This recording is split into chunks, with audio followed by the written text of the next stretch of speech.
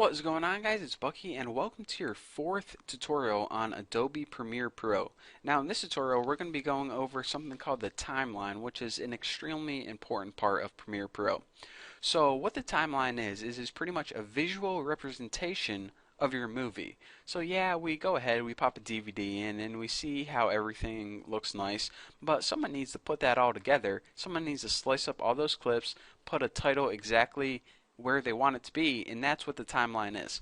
So before we even get started, we need to import some footage, and I'm also going to import a picture. So let's go ahead and hit File, Import, and this is how you get footage from your computer to the program.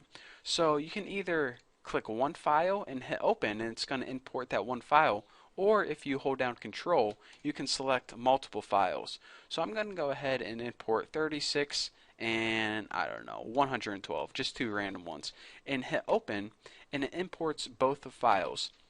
Now I want to mention this: the very first time you import a file, I already edited these in other podcasts, so my computer already recognizes them, but it may say conforming on the bottom right corner right here, and there's going to be a little progress bar. Make sure you wait for that progress bar to complete, or else you might get some mistakes whenever you try to save your final video. So a lot of people have that problem. They don't wait for it to conform, and I just want to mention, please wait for it to conform.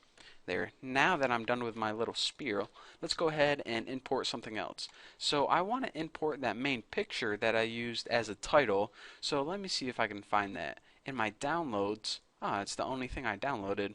So go ahead and open this, and it's going to import all of this crap into the project panel. So now you're saying, alright Bucky, how do I get this crap from the project panel to my main movie?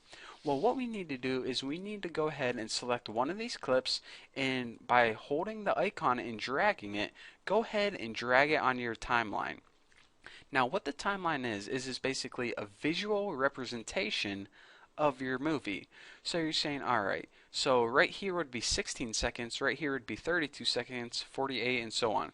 So right now our entire movie looks like it's about 2.5 minutes long, pretty cool. But what we notice is, alright, this movie isn't starting at the very beginning, and it isn't starting, it starts like 3 seconds in. So what we need to do is click this clip and drag it over so it starts at the very beginning. And now we can see that, alright, we do have some footage popping up. So basically, in order to move these clips around, just go ahead and drag them left and right, or if you want to drag them on other tracks, which I'll be talking about in a little bit, you can do that by dragging them up and down. But you usually want to make sure that you start at the very beginning, so make sure you bump that all the way to the left, so as soon as the movie starts playing, your video starts playing. If you had it like this, then your movie would play for like 16 seconds and it would just be black and no sound for 16 seconds before any of your clips popped up. So go ahead and bump that all the way to the left, and now I'll give you a tour of this timeline. So the very first thing we notice is this thing right here. This is called the time display. This pretty much says, alright, at this point in time, that's where you're working.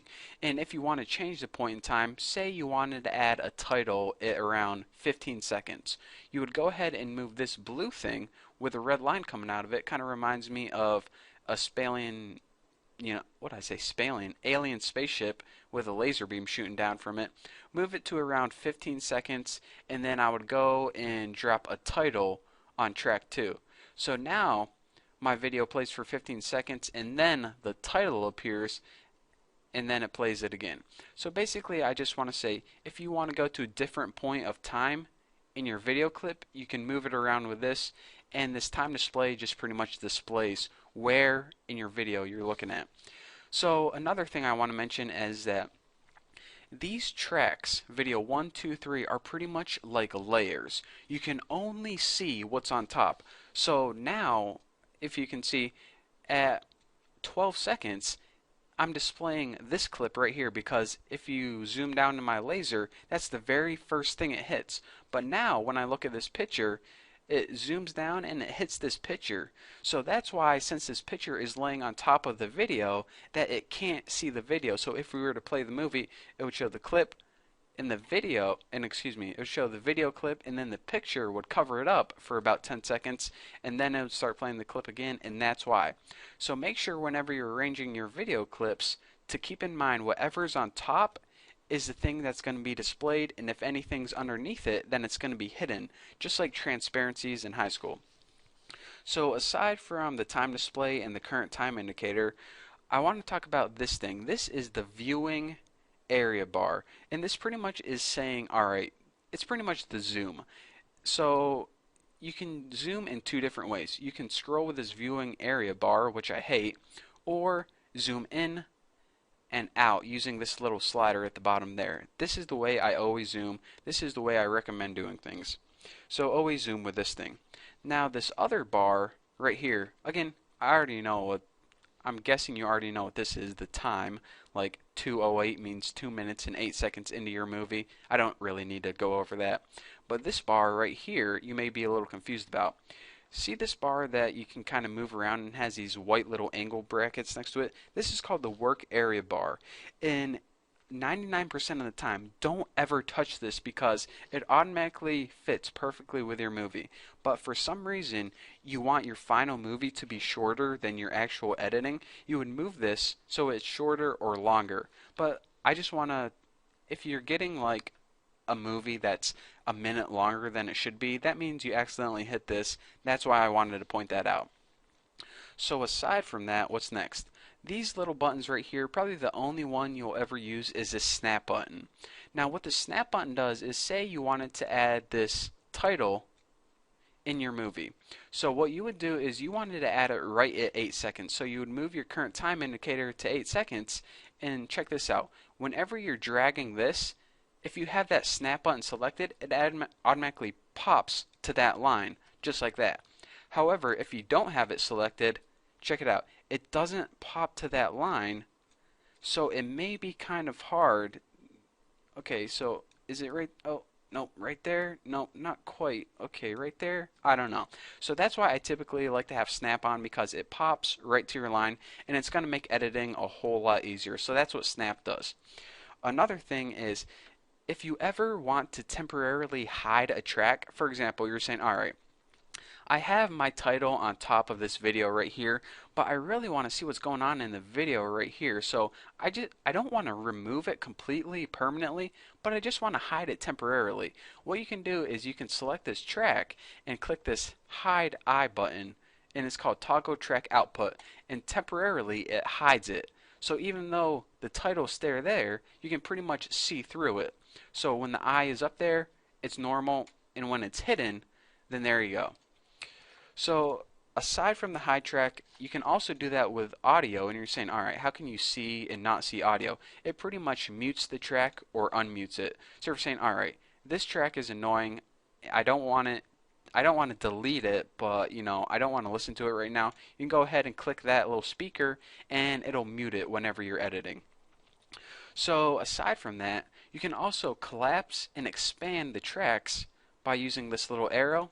Maybe you have a bunch of video tracks and you don't want them big mumbo jumbo like this, so you might want to go ahead and collapse everything, or you might just want to go ahead and collapse the audio and expand the video.